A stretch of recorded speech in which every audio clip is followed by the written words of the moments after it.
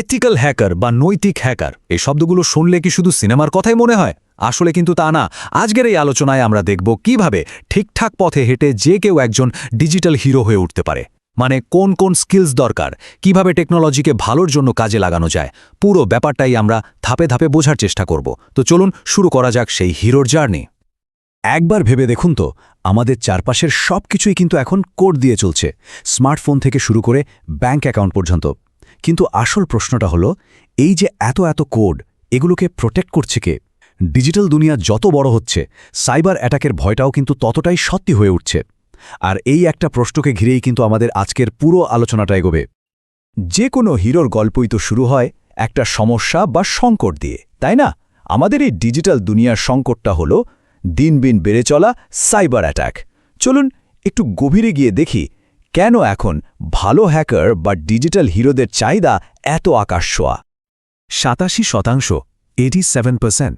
এটা কিন্তু শুধু একটা নাম্বার না। এর মানে হলো গত এক বছরে প্রতি 10টা কোম্পানির মধ্যে প্রায় 9টায় কোনো না কোনো সাইবার অ্যাট্যাকের শিকার হয়েছে। ভাবা যায়, মানে বলতে গেলে প্রায় কেউই পুরোপুরি নিরাপদ না। আর এই অ্যাটাকগুলোর ফলে ক্ষতিটা কেমন হয়? আর্থিক ক্ষতির পরিমাণটা শুনলে অবাক হতে হয়। $1 মিলিয়ন বেশি, অর্ধেকেরও বেশি কোম্পানিকে এত বিশাল অঙ্কের টাকা খোয়াতে হয়েছে। আর এর পেছনের সবচেয়ে বড় কারণটা কি জানেন? সঠিক সময়ে সঠিক স্কিল সম্পন্ন মানুষের অভাব। সারা বিশ্বে এই মুহূর্তে প্রায় 48 লক্ষ মানে 4.8 মিলিয়ন সাইবার সিকিউরিটি স্পেশালিস্টের অভাব রয়েছে।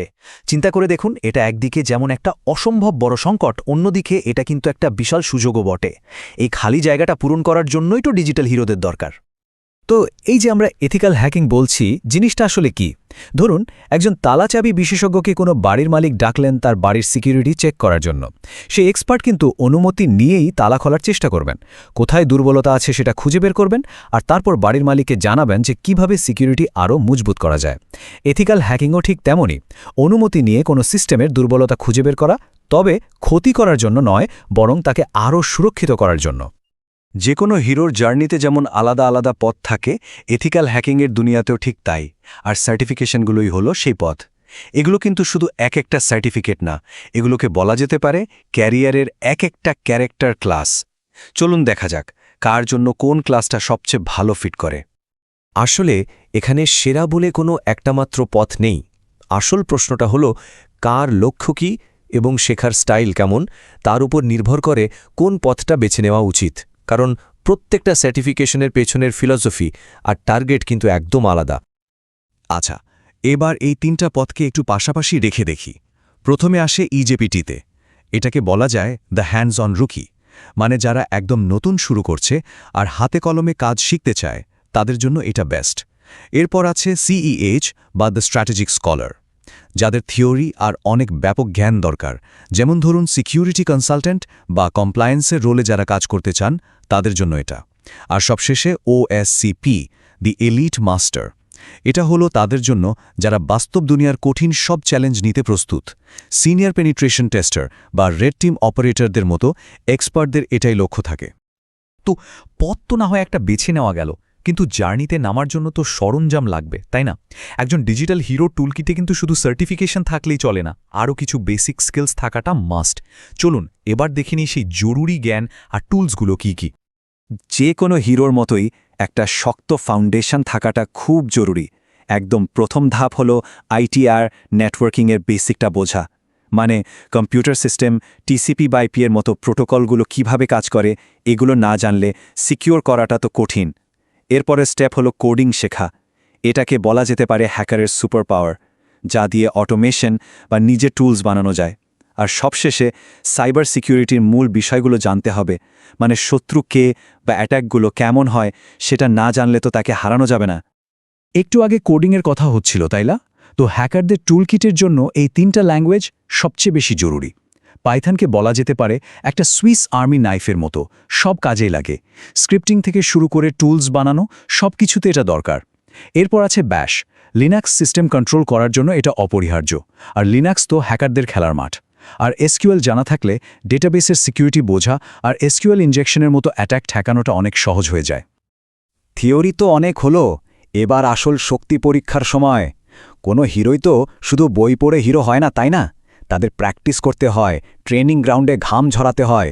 চলুন এবার দেখা যাক কিভাবে এই জ্ঞানটাকে বাস্তবে কাজে লাগানো যায় আর স্কিলগুলোকে আরও ধারালো করে তোলা যায়। আর এই প্র্যাকটিসের জন্য সবচেয়ে ভালো জায়গা হলো একটা হোম ল্যাব, মানে নিজের ব্যক্তিগত ট্রেনিং গ্রাউন্ড। ব্যাপারটা অনেকটা পাইলটদের ফ্লাইট সিমুলেটরের মতো। এখানে কোনো রিয়েল লাইফ ঝুঁকি ছাড়াই হ্যাকিংয়ের বিভিন্ন টেকনিক প্র্যাকটিস করা যায়, স্ক্যানিং থেকে শুরু করে এক্সপ্লয়টেশন পর্যন্ত সব কিছু। ভুল হবে, আবার সেই ভুল থেকেই শেখা হবে, আর এটাই কিন্তু আসল চ্যালেঞ্জের জন্য প্রস্তুত করে তুলবে। এই কথাটা কিন্তু খুব গুরুত্বপূর্ণ।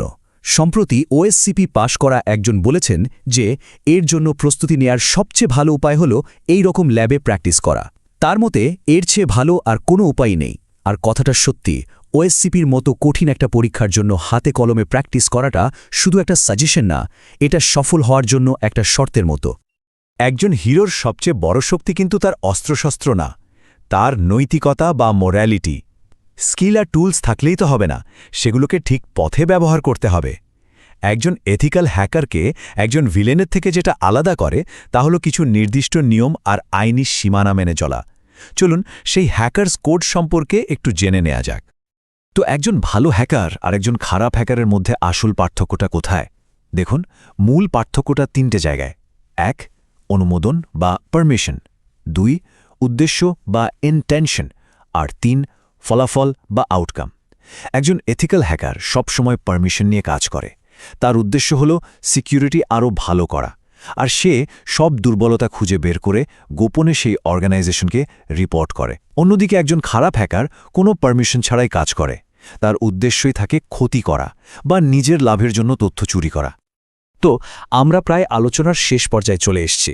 এতক্ষণে সংকটটা কি সেটা জানা হয়েছে, কোন কোন পথে এগোনো যায় সেই ধারণাও পাওয়া গেছে, আর কি কি সরঞ্জাম লাগবে সেটাও গোছানো হয়ে গেছে।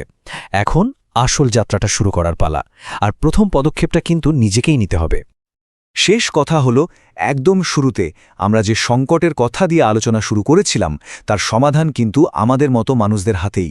এই ডিজিটাল দুনিয়াকে নিরাপদ রাখতে নতুন প্রজন্মের হিরোদের এগিয়ে আসতেই হবে, আর সেই হিরোদের একজন হয়ে ওঠার সুযোগটা কিন্তু এখন সবার সামনেই খোলা। তাহলে প্রশ্ন এখন একটাই থেকে যায়, কোন পথটা বেছে নেওয়া হবে? ইজেপিটির হ্যান্ডস-অন পথ, সিইএইচের স্ট্র্যাটেজিক জ্ঞানের পথ, নাকি ওএসসিপির এলিট চ্যালেঞ্জ? যাত্রাটা যার যার, সিদ্ধান্তটাও তার তার।